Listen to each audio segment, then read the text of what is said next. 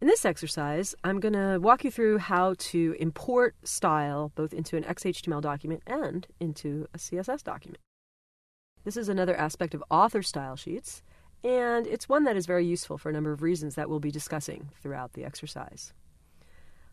Before we get started, I want to take you over to the browser and take a look in Firefox at the page. As you can see, at the point that it is now, it's structured and semantic, but completely unstyled.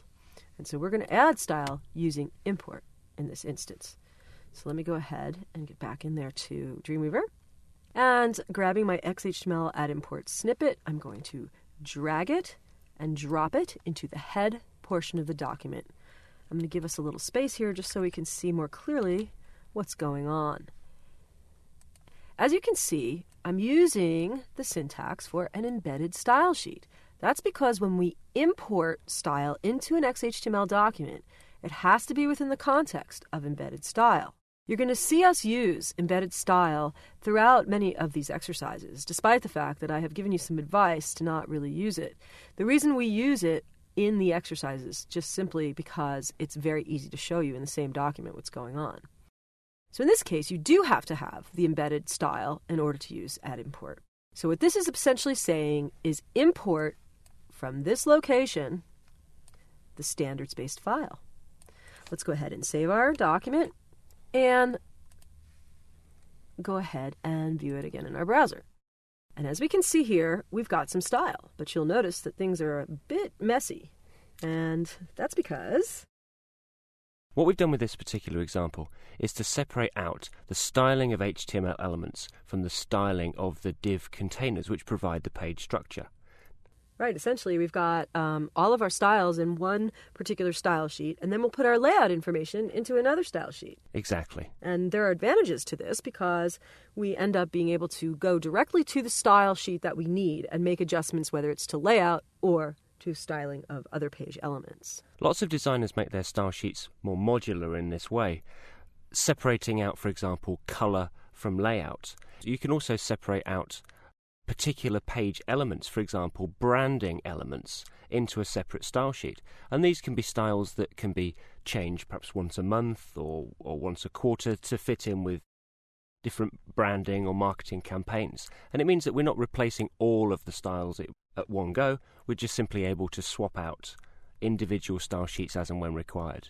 Right, like if we had on Worrisome a special price for that month or something, we could have a style sheet that would add color or fonts or some other elements that would differentiate it from the regular day-to-day site. One of the things I should mention really here now about imported styles is a problem that we call the flash of unstyled content. Internet Explorer for Windows has a particular quirk when we're using an imported style sheet directly from the XHTML document. When the page loads in the browser, there's a momentary flash where we see the unstyled page before the style sheet loads. And it's a particular parsing quirk of Internet Explorer. One way around this is to have another linked element inside the head of our document. And this can be another linked style sheet, it can be a script. Any link element inside the head of the document will prevent this flash of unstyled content. Right, and the script element itself as well. You can have an empty script element in there. It can even be an empty script element. It doesn't have to contain any link to a real script. And that gets rid of that little strange oddity. As you can see, I've moved back to the code view in Dreamweaver here. And we're going to go ahead and look at standards.css. This is the file that we just imported to get the results we showed you. Without the layout information. Right, without the layout information, exactly. So now let's go over to the CSS file. This is all the information that did the presentation for the stylings of the page that you just saw. Okay, but we don't have the layout information in it. So what I'm going to do is I'm going to show you how @import can be used not just to import a style sheet into an HTML or XHTML document, but to import a style sheet into another style sheet. So let's go ahead and take the CSS import and drop it right up at the top. Please note that imports have to be at the top of documents or at the top within your head. When you have the embedded style, it has to be at the top of those styles. That's how browsers read it. All imports should be up at the top, okay? Just an important tip to keep in mind. And now that I've drag and dropped this over, let's give it a save.